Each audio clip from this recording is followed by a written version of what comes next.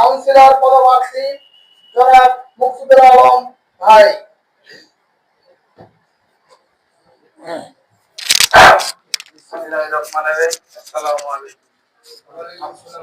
আমরা এই সকাল 10টা থেকে এই পর্যন্ত আমরা গণসংযোগ করিয়া 6 নম্বর ওয়ার্ডের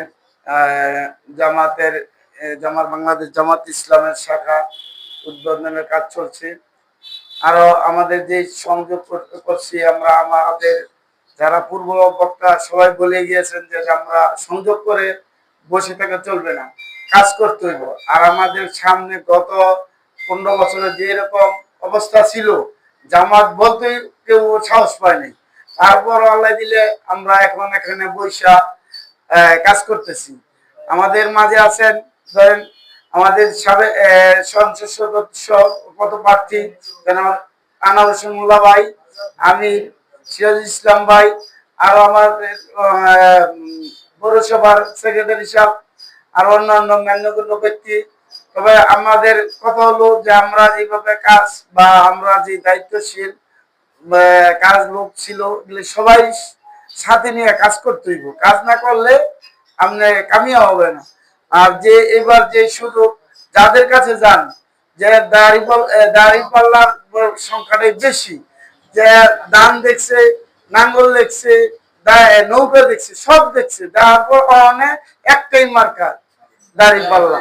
তবে যেভাবে আমরা সবাই সুন্দরভাবে সবাই মিলে ভোটটা দিয়া যাতে সুন্দর পাস করে আনতে পারি, এটাই হলো আমাদের দায়িত্ব।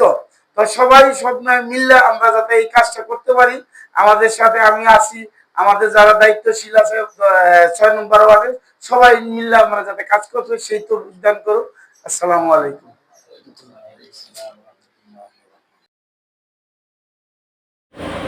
প্রিয় দর্শক, এই যে এতক্ষণ আলোচনা করলো জনাব মকসুদুল হাজি সাহেব, তিনি আসলেই অত্যন্ত ভদ্র এবং অমায়িক একজন লোক। যদি কেউ তার সাথে চলাফেরা করে, তার সফর সঙ্গী হয়, তাহলে বুঝতে পারবে আসলে কতটা অমায়িক গুণ আল্লাহ সুবহানাহু তাআলা তাকে দিয়েছেন। তার এই চমৎকার গুণের কারণে তাকে তার এলাকাবাসী এতটাই ভালোবাসে যে চমৎকার কথাগুলো এমনভাবে সাজিয়ে কথার মালা তৈরি করে, যার কথার দরুন এলাকার প্রত্যেকটা মানুষই তাকে ভালোবাসে এবং এত জনপ্রিয়তা লাভ করছে যা না দেখলেই নয়। আসলে তার কমিশনার প্রার্থী ঘোষণার পূর্বেই সাধারণ জনগণ চেয়েছে এর মতো একজন প্রার্থী এই বরপার জমিনে দরকার। আসলে গুণগত একটা সংগঠনের সাথেই যুক্ত হয়, তারই প্রমাণ আপনারা এখন দেখতে পেলেন। সে যখন রাস্তা দিয়ে হেঁটে যায়, মানুষ তাকে এতই শ্রদ্ধা করে, এতটাই ভালোবাসে যে আপনারা যদি কখনো তার পাশে থাকেন তাহলে বুঝতে পারবেন তার জনপ্রিয়তা এতটাই তুঙ্গে এবং খুব আমলদার লোক। 5 ওয়াক্ত নামাজ সে মসজিদে আদায় করে জামাতের সাথে। ধন্যবাদ প্রিয় ভিউয়ার্স।